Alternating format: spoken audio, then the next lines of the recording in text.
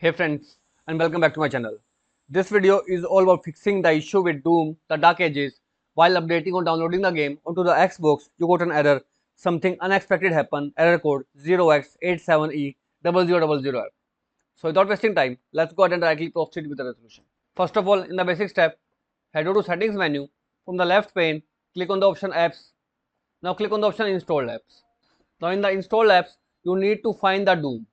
Once you find the Doom, the Dark Ages, what you need to do is to click on three dot icon and choose the option Advanced Options.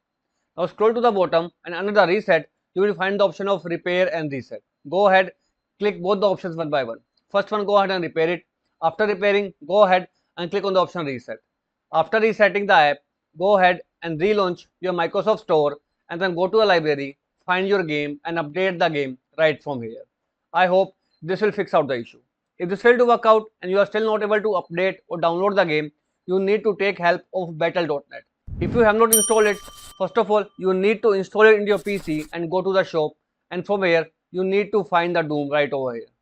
Select the option of Doom right over here.